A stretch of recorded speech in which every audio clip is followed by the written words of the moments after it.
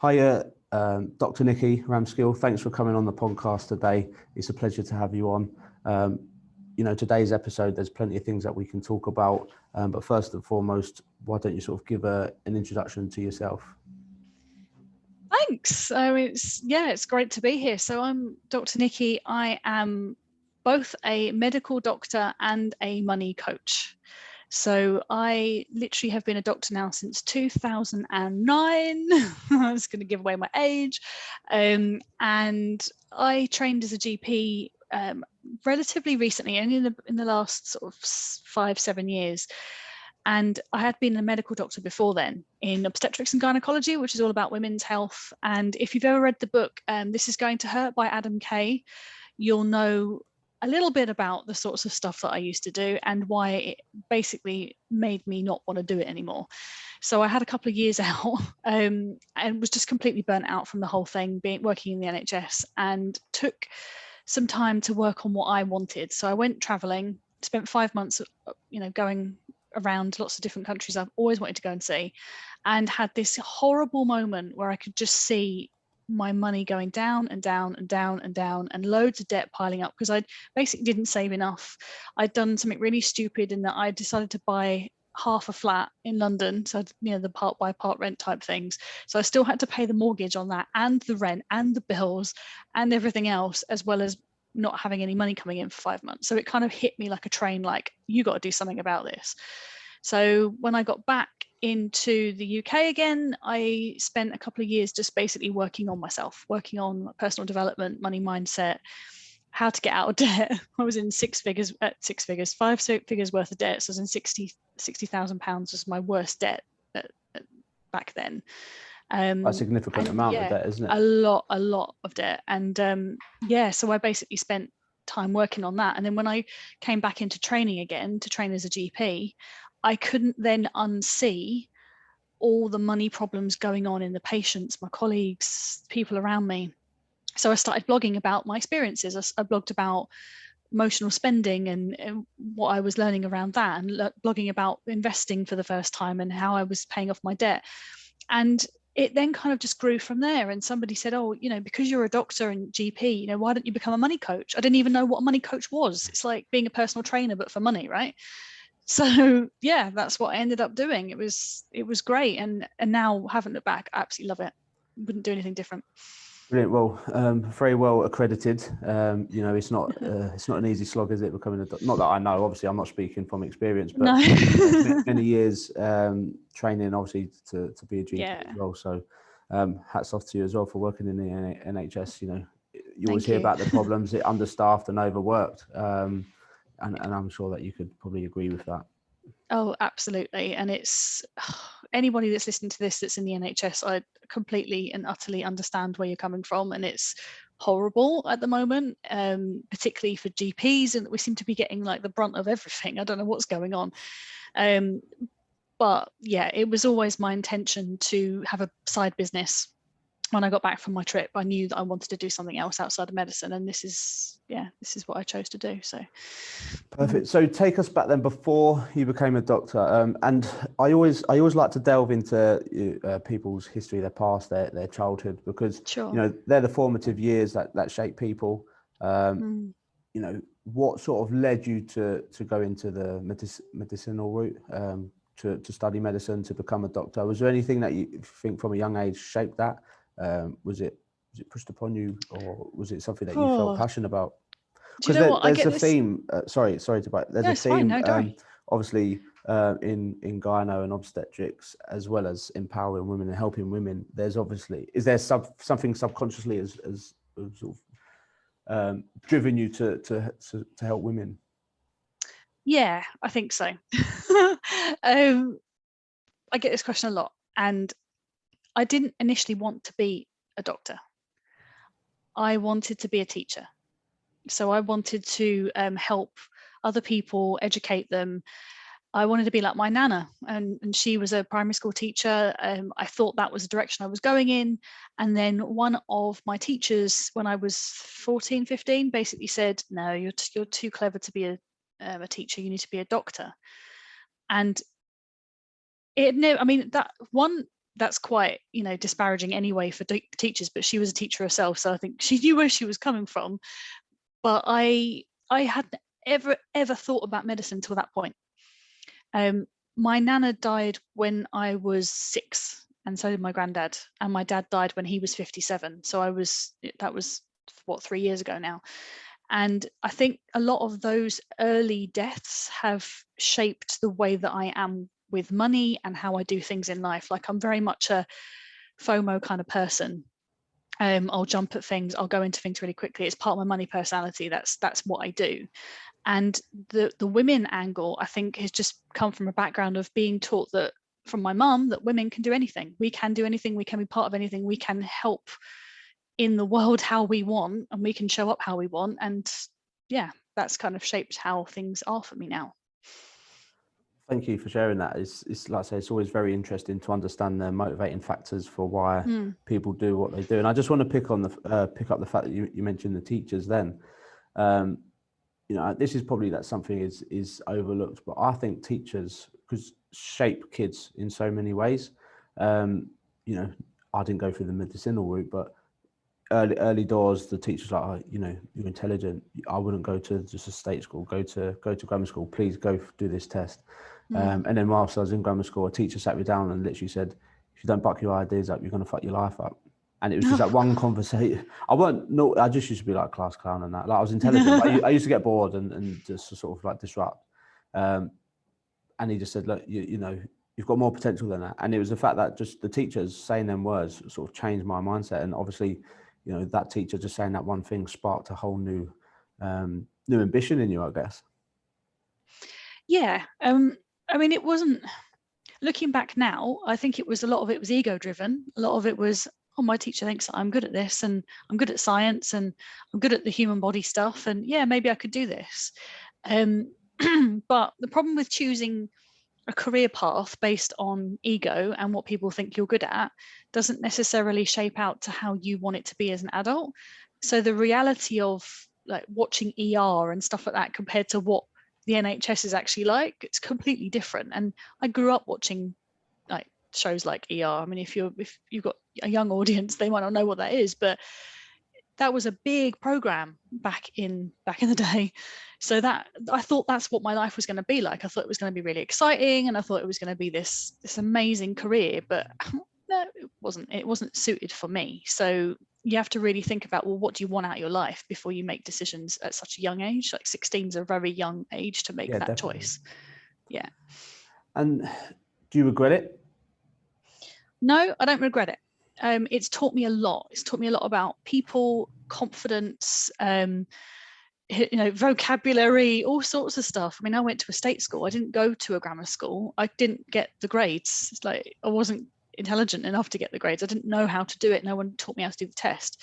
So I went to state school and I didn't massively enjoy it. I mean, I was picked on a lot because I was one of the clever kids that actually did my work by comparison to other girls. But yeah, and then when I got to medical school, I think a lot of people were quite surprised at medical school that a girl from a state background had actually managed to make it, because a lot of kids there were grammar school educated, private school educated.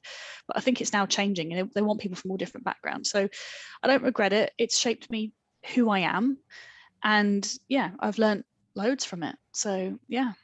Brilliant. And do you think being in that environment, and similar to yourself, so I went to a grammar school, but I was from a council estate. A lot of the kids had, rich parents, brand new cars. Yeah. Do you think being in that environment, and the reason I'm picking on it, like if you ever listen to Stephen Bartlett's stuff or Richard Branson, they was always, say, the odd one out, whether they were picked on. Do you think that has shaped who you are today?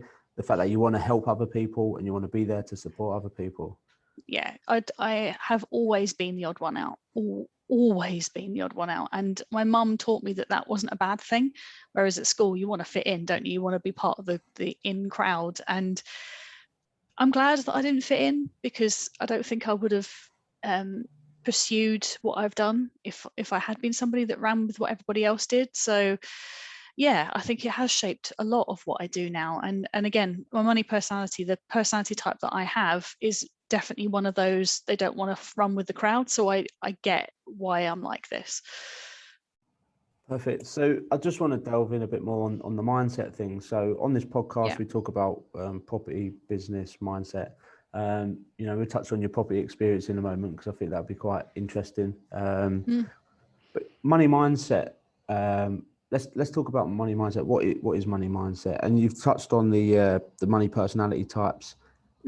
How many types are there, and what do you think the overall consensus within the UK population is and their views on money? Because growing up, I was always told, get a 9 to 5, work hard, save, buy a house, and let's say the traditional way.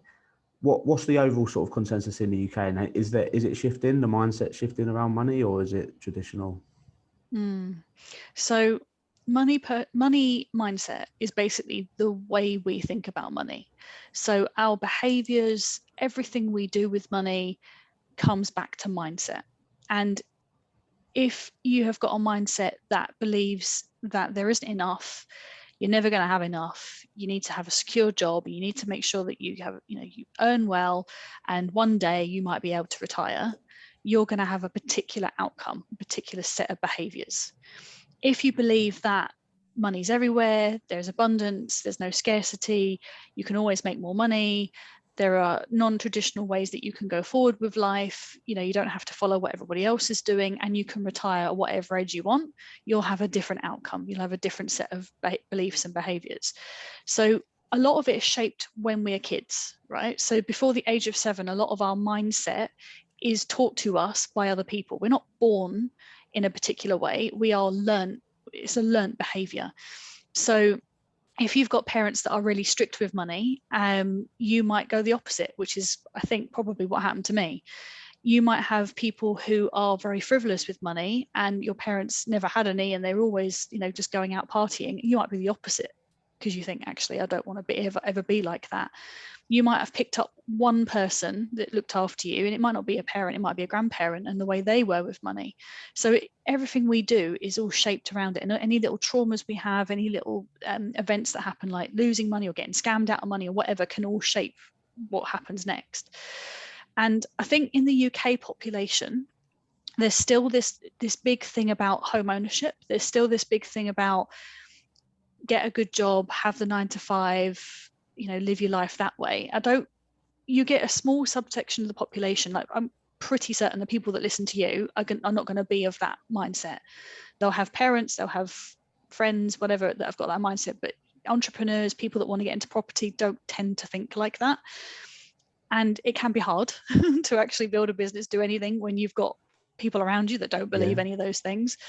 So I think generally in the UK, people still aren't in that space. It's getting there. A lot of the younger generations, a lot of the millennial generations, like I'm millennial generation, like we're approaching 40, and some of us are in our 40s. Like we are very much thinking along those lines now. But some of the older generations perhaps not. It's interesting what you say about mindset, and obviously it's a learned behavior, and primarily before the age of 7. It's definitely something. I'm just trying to think to me and my siblings, there's 4 of us, and how we are with money. We didn't grow up wealthy. Was always told, can't afford that. Used to work a few jobs. So for me, I've mentioned it before, but like in terms of spending money, I'm always like, if I spend that, will there be any return? And I always think, let's say spending 200 quid on a marketing campaign. My mindset is, if I spend it, will I get it back? There's always that sort of, and I need to change that mindset, because you've got to speculate to accumulate. You need to spend, etc. As long as you sort of manage it correctly, that's fine. But I would say my mindset shifted, like I said, seeing a lot of wealthy people when I wasn't from a wealthy background. That's what spurred me on to aim for wealth. But no, it's a very interesting point what you say there about the learned behaviour and the UK population. It's nice to see, I guess, a younger generation and population sort of trying to become entrepreneurs. I mean, it's probably easier now with the tech that's available, YouTube, absolutely. podcasts, all that sort of stuff. You get 10-year-old kids making £40 million a year just reviewing toys. Yeah, I know. How do you get to that point? I know. I wish I'd known that. Yeah. So just talk about the money mindset then. What made you change? I know you went traveling. I've been traveling, I say that shapes you in some way as well. Mm. What was it about going away and traveling that made you really switch your mindset and say, right, I've got to get rid of this debt, I've got to clear it, and I've got to start, building wealth for the future and helping other people?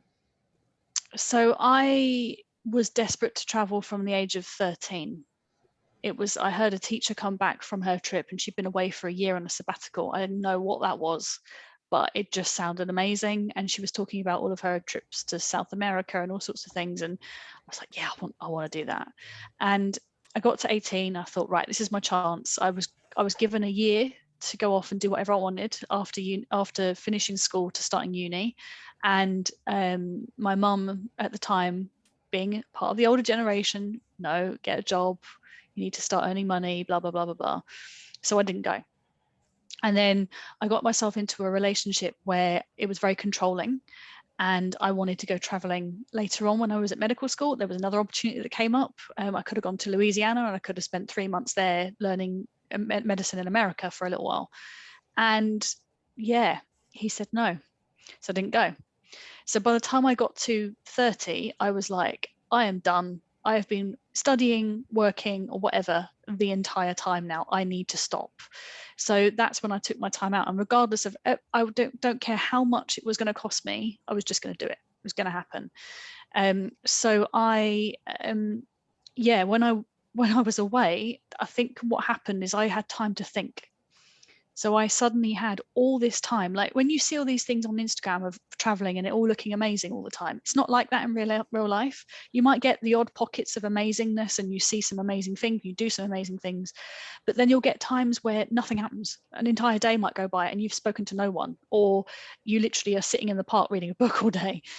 So it was in those times where it made me think, hang on a second, I don't have enough money here. I could see, I was tracking how much money I had in my account, and it was just going down and down and down, and my credit card was going up and up and up. And that was the point where I went, I got to do something about this. I can't do this. And the first book I read was Rich Dad, Poor Dad. Amazing I don't know book. why. Changes everyone's mindset. Yeah, I don't even know.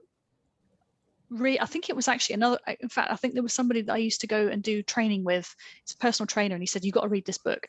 And when things happen, and it's like, I don't know if you believe in the universe or whatever, when things happen for a reason, I think that happened for a reason for me. So yeah, reading that book changed my life, and literally just couldn't stop reading after that. Literally every money book going. It's crazy that you mentioned that, and so many people, there's probably, I would say about 95% of people that read this, or you go on all the property forums, they always talk about Rich Dad, Poor Dad, and how that one book changed their outlook on life. And it was the same one for me. So people listening or watching this on YouTube, if you haven't read Rich Dad, Poor Dad, go and get a copy, because it will change your mind. And like I said, when I read that, it was like mind blown. And that's what, obviously, there's many ways you can make different incomes. Mine, obviously, I chose property. But yeah, and I think, like you said, going traveling, yeah, is fantastic, but you do spend them times alone, like you say. And I think spending time with your own thoughts can be one or two things. It can be dangerous, depending on your mental resilience and your current mental health, or extremely powerful. And I think it could be extremely powerful because, like you say, all of the noise around you is blocked out, so you're not in a work environment, and it gives you sort of a fresh approach and gives you time to plan really what you want to do. So okay, so you've had this epiphany. What next? So after that, when I got home, so while I was away, I came across a very wealthy property investor online. And I thought property was going to be where I'd start first. And I went along to this seminar. As soon as I landed, literally, I think within about a week, I was at this property seminar. It cost me £100 to go. And after an hour, I was literally like, oh my God, I love the idea of this. They were talking about no money down strategies and buy-to-lets and HMO. I'd never even heard of an HMO. My mind was blown. Oh my God, we can take one house and split it up into 5. What is that? Yeah. So I wanted in. Whatever they were offering, I wanted in. So I had a sales call with the woman who was fronting it. And she said, well, I might not run this again. And to be honest, I don't think she actually did after I did that whole year with her. And that hooked me. And with my money FOMO personality coming through, isn't it? Exactly. The money personality type thing of I want in on this. I even spoke to my other half, and he's probably a bit like you. He's very much what's your return on your investment? Can you afford it? If you can't afford it, like, don't go for it. Whereas I was like, no, I've got to do this. So I managed to convince somebody to give me a loan. So I spoke to, I think it was Zopa, and they gave me a loan. And I paid the money for it, and it was 25 grand. It's a lot of money, the property education courses. A lot of money. And that is one of the things that I really want people to understand, is that if you've got the type of personality that will just go for things, or you go on an emotion, or you're desperate to make a change, you might make mistakes like that. So it's always a good idea to run it past someone who's already in property. I didn't speak to anybody that was already in property to ask them if that was a good idea or not. Yeah. So I ended up spending money on it. It was a good year. I mean, don't get me wrong, I learned loads about property. And at the end of that year, became the female money doctor, because it inspired me so much that I thought, you know what, I actually could write about my experiences of what's happening. So I guess I've got that to thank for it, but that was a lot of money to spend at the time that I wasn't ready for it. Yeah.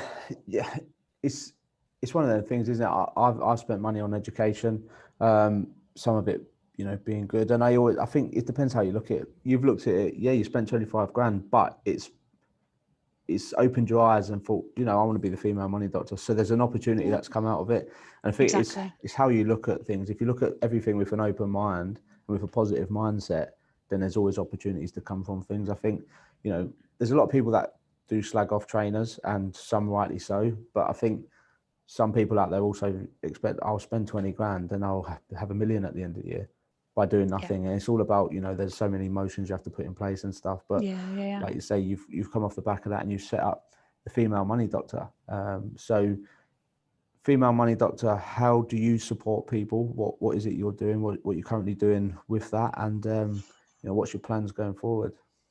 So, I mean, I've got loads of free resources there. That's the first thing, is that I love giving value to people. I mean, the money personality type quiz that I've got that I'm happy to share is going to tell you what your money personality type. You asked me a question earlier about how many there were, and there are 8. So if anybody's interested in finding out what they have got, if you've got the FOMO bug like me, go and do it and find out more about why you do what you do, because it affects money, business, career, like literally everything. It's really handy for relationships as well. So anyway, so that's one of the things that I do, give a load of value. I've got a podcast, Money Medicine Clinic podcast, YouTube, on all the socials. Then the first thing that I offer people is a physical money planner. And I literally have created a planner that I don't have to pack or ship or do anything with. It's a not drop shipping. It's like a print on demand service that I offer people. So literally someone buys it, links up to my account, and then a book is printed and shipped to them. And that's it. I don't have to have any involvement in that other than marketing it. Amazing. So that's the first thing I offer people. And it's got like a little mini course that comes with it about educating people around budgeting and that kind of stuff.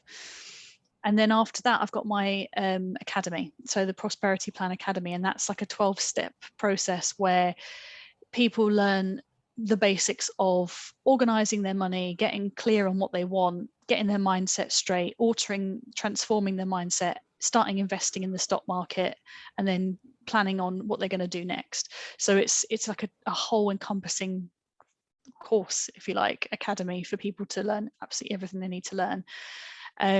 And then obviously I do one-to-one coaching as well. So that's my group coaching program. And then I've got one-to-one stuff, which is all bespoke. So people can just work on whatever it is they want to work on. And that's literally it.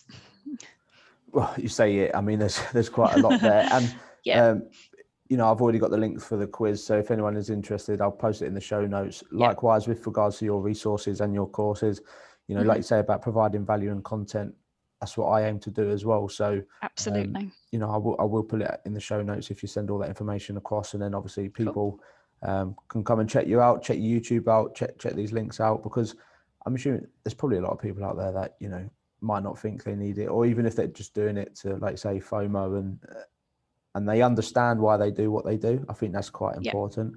For me, my biggest spend, I would say, is coffee.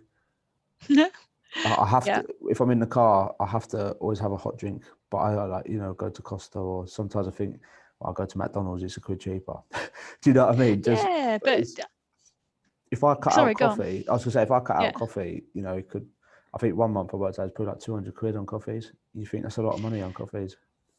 Yeah, I mean, this is the thing. There's loads of stuff online about if you cut out avocado on toast, if you cut out Netflix, if you cut out coffees, you can then have the money you need for getting a mortgage. Now, It was released the other day, that article, wasn't it? Because I read that. There was an article yeah, released. Yeah. exactly. And there is an element of truth to that. Like, I get where it comes from. It's not the only thing to get you to that point, but sometimes you have to look at your spending and go, right, what do I actually get value from?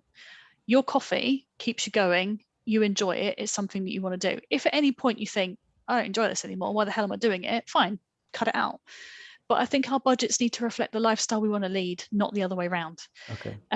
But we have to be realistic about stuff. Like if you've got a tiny little garden and you've got a gardener coming in to sort it out because you can't be bothered, well, is that a good use of your resources? Possibly not if you're trying to do something else. It might be, but everyone's going to be different, of course. So I think you have to look at your spending and look at what is important to you and what you're aiming for. And if you've got a goal in mind, do everything you can to get it. Because if you're not doing everything you can to get it, then do you really want it? Or is it just something you say you want? Yeah, it's very true. And one of the other questions I had is, do you think the access to money now, so, many years ago, I say many years ago, I don't know, 10, 15, the availability of finance, so, things like Klarna nowadays, paying free, buy now, pay laters. Do you reckon a lot of this sort of, all of these sort of, or this access to money, I say money in inverted commas, it's credit, isn't it? All the credit lines. Do you think that's contributing to an increased consumer debt? Because, people want to have all the nicest things right now. And I always discuss this and talk about it, and I am going to do a podcast on it, but talk about instant gratification. So the generation now want everything now and want to look really good now, as opposed to looking 15, 20, 30 years ahead. Do you think that sort of plays a part in potentially that I don't know, are we in consumer debt more now than we ever have been? Yeah, I think that plays a big part of it. But then who's to say that people back in the 50s and 40s, if they had access to this kind of credit, wouldn't do the same thing? Yeah. I think use it wisely. Yeah, exactly. I mean, Klarna's an interesting one because I didn't like it initially, but after learning more and more about it, I can see why people use it, and it certainly helps with cash flow.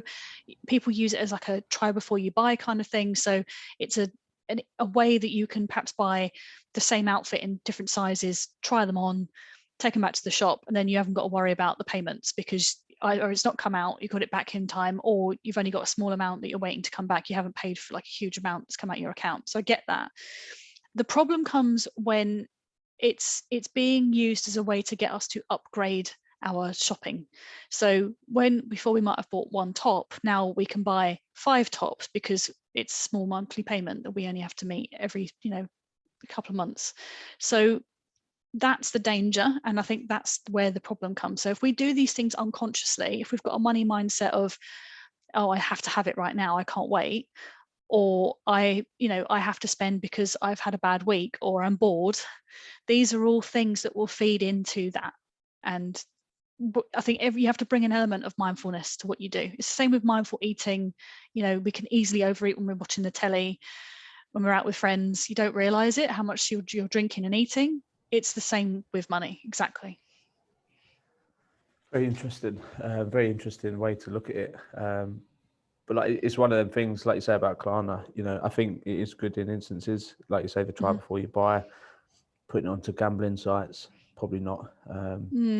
Yeah. There's good and bad, but like I say, very interesting points. One of the other things I want to talk to you about is, like I say, you have a YouTube channel. Obviously, you provide a lot of great value and content on that. You mentioned that you've got a Channel 4. Is it an online series coming up, or you're collaborating with Channel 4? Yeah. Do you know what? Actually came out today. Oh, has it? I did Oh, not realize it was coming out. I literally just got a fate. message before I jumped on this podcast with you saying, "Oh yeah, the first episode's out, by the way." What? Amazing. Where is it? So basically, it's on Channel 4's YouTube channel, and it's a series called Money on My Mind, and essentially what we're doing is we're helping different people with their money problems. And there's 3 of us. I'm doing kind of the money mindset stuff. One of the others is an IFA, and he's sort of talking about the IFA type regulated advice type bits. And then there's another, so she's online, she's a financial guru online. So we all work together to help each of these people. And it's been so much fun, honestly. And it's great. It's a great experience to do it in this way. And to help people on the fly and try and work out what we need to do quickly, because each episode's 10 minutes. So literally wow. we didn't get a lot of time to really get into what's happening. But all the people that we've dealt with so far have all been absolutely amazing. So yeah.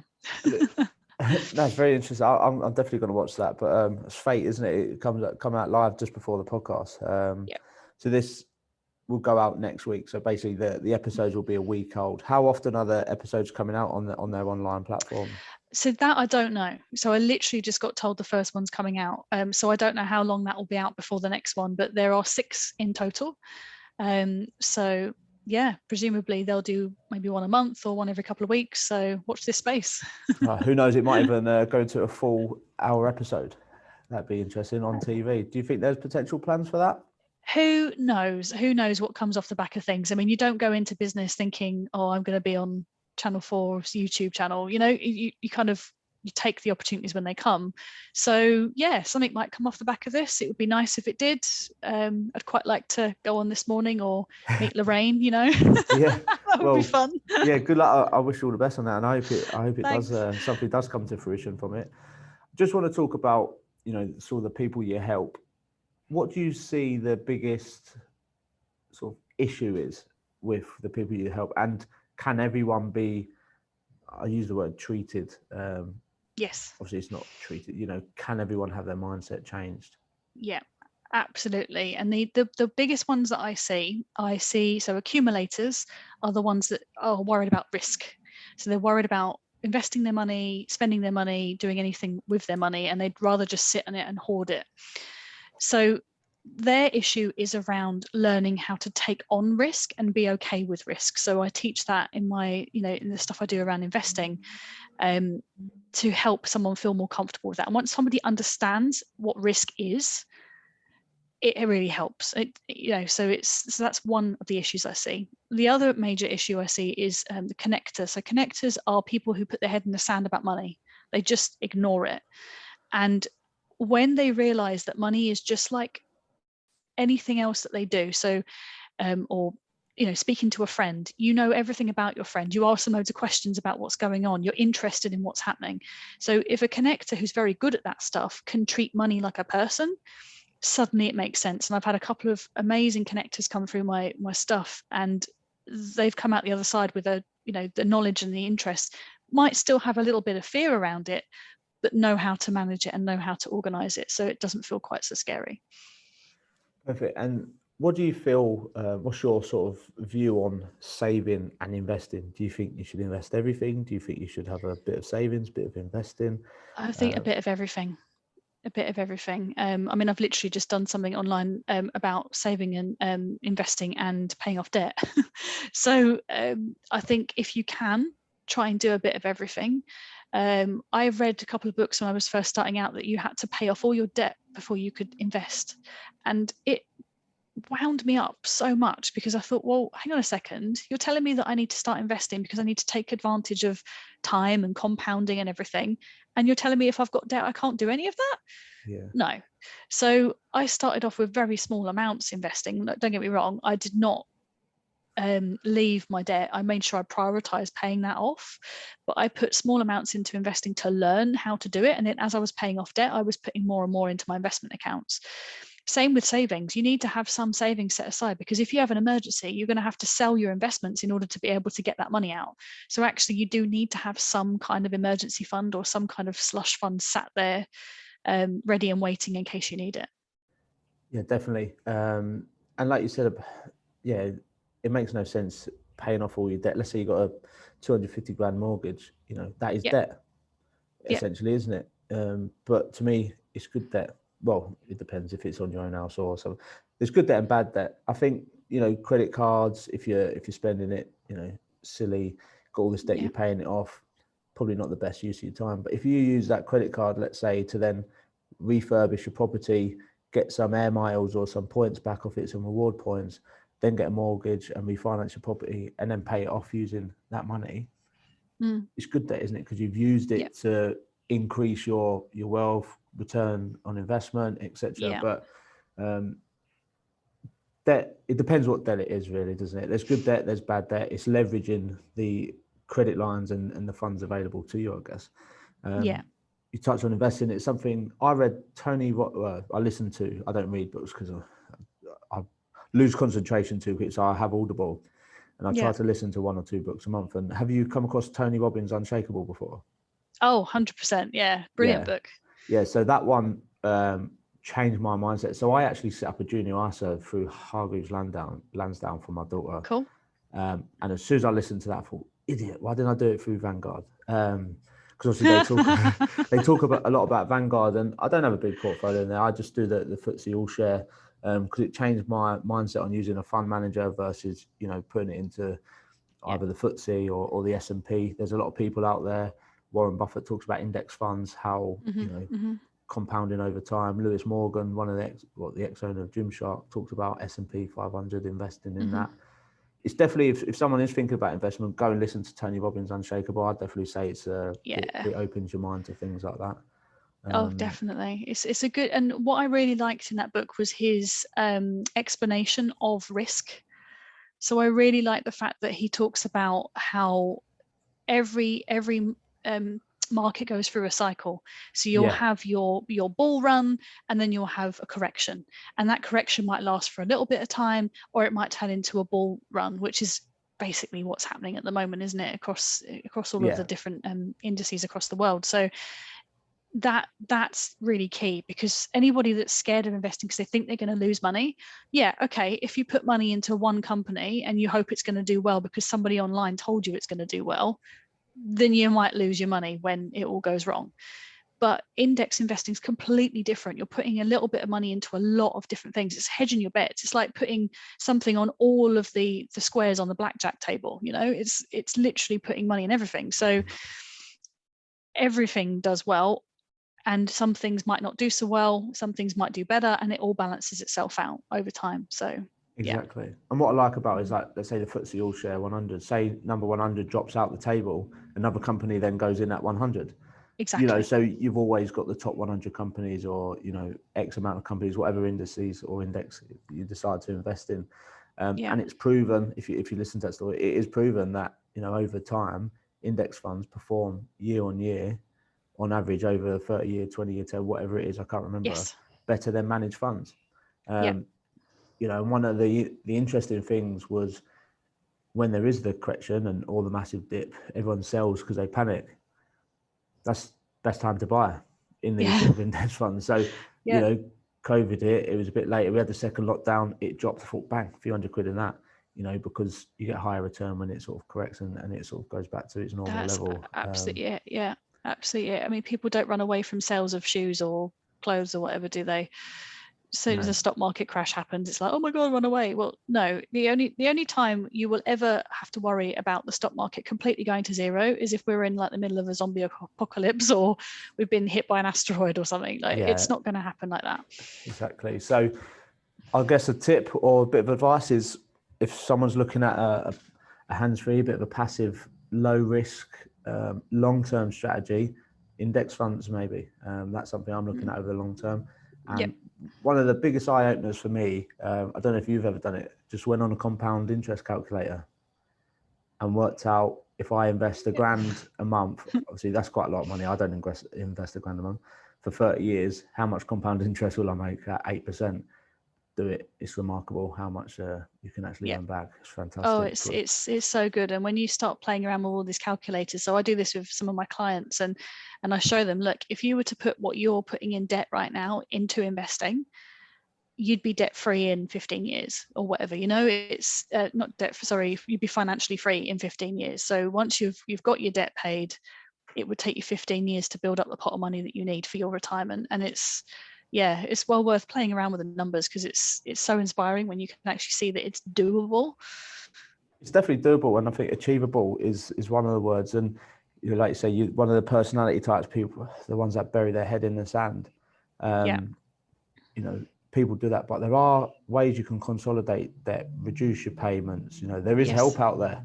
There is help out there for people. So I guess that's one important thing. I think the first step is, please correct me if I'm wrong, you're the expert, is looking at your current debt, consolidating, reducing payments, balance transfers to 0%, all these sort of things to reduce your, let's say, debt ratio or your debt payments on a monthly basis, then work from there. Yeah, absolutely. I mean, there's all sorts of clever ways now that you can do that. And I would say that if someone's really struggling to make all of their minimum payments and it's really affecting their mental health, then I would say go and speak to a debt charity like Step Change for sure. But for the majority of us, we can manage these things, and we can still afford to buy groceries, and we can still afford to light our house and that kind of stuff. So if that's the case, it's just a case of learning a couple of strategies. So I used a couple of different strategies to pay off my debt. I started with debt snowballing, and then after that I went on to consolidation, and then after that I was gifted a lump sum of money from my dad after he died, which accelerated my debt freedom date by 18 months.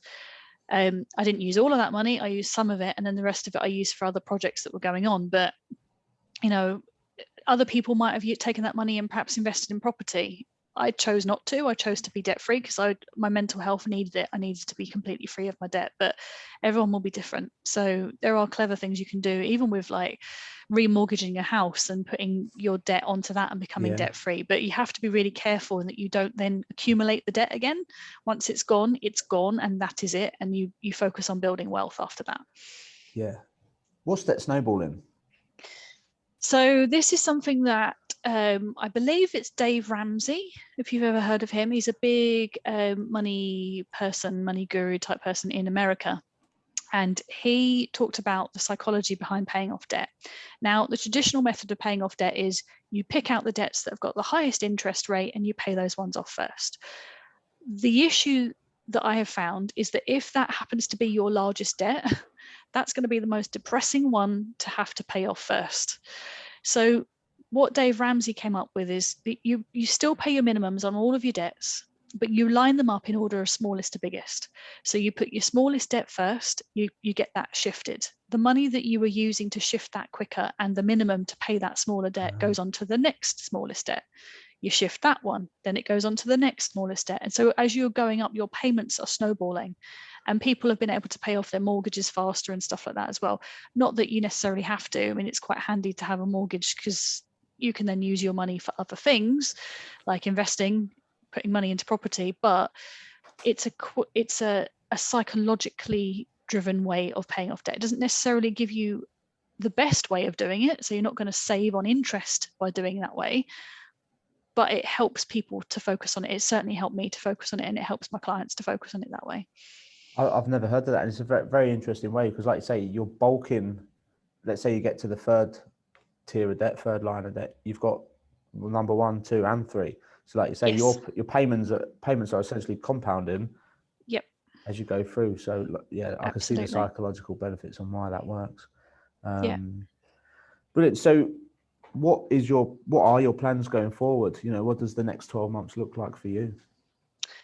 So what I'm working on now is my profile. So obviously I've got the Channel 4 thing that's coming out, and I want to work more with brands. I want to do more stuff like this, because that's the only way that I'm going to get out to lots and lots of people to be able to help them with their finances. So yeah, that's what the next 12 months looks like. I've set myself a goal to be able to leave my GP work by the end of this year, and I don't know. We'll have to see. We'll see if it happens or not, but it would be nice if it did. Yeah, well, I wish you all the best, and I'm sure you can make it happen, no doubt. So if there's anyone listening and you want to pay for some courses or you want to do some mentorship and training, get in touch. Help Dr. Nikki leave the NHS.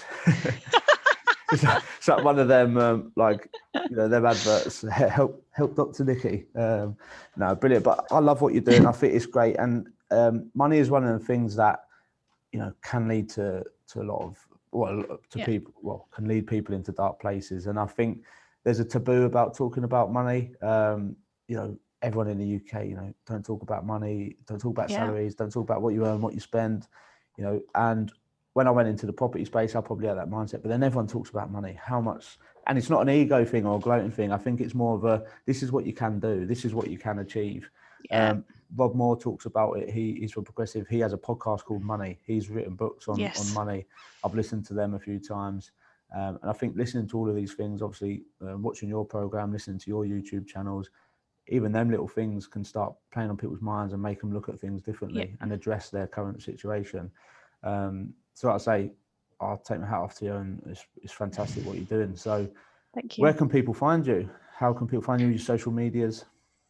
So well, my website is thefemalemoneydoctor.com, and if you want to find me, I'm on all the socials. So Female Money Doc, Female Money Doctor. I think I couldn't quite get all the handles for some bizarre reason, but Female Money Doc is pretty much everywhere. And I'm on TikTok as well. So if you're on there, come find me on there.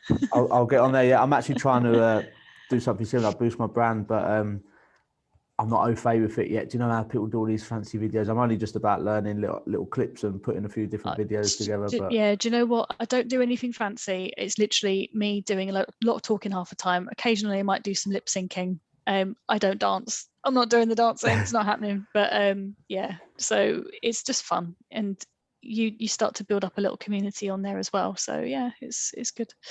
Definitely. And you're giving people value. So even if one person sees that and it changes their life, I think, you know, it's always fantastic. So thanks for your time today. You know, I love talking about, you know, things money, mindset, business, and it's really interesting what you're doing. It's good to have you on talking about money, like I say, the taboo subjects. But I'm definitely going to do that quiz and find out what money personality type I am. So I'll let you know as well. I'll let you know what I am. Yeah, definitely. I'll put the link in the show notes, and with regards to all the other resources, you know, links to your website, links to the giveaways. If you send them over, I'll put them in the show notes as well. And, you know, people might reach out, people might jump onto your content. Fingers crossed they do. Yeah, there's tons of free stuff on there. I mean, I've got little bundles for everything, like saving and paying off debt and investing. So there's loads of information on there for whatever you need. Oh, amazing. We'll definitely keep in touch. Thanks. And you too.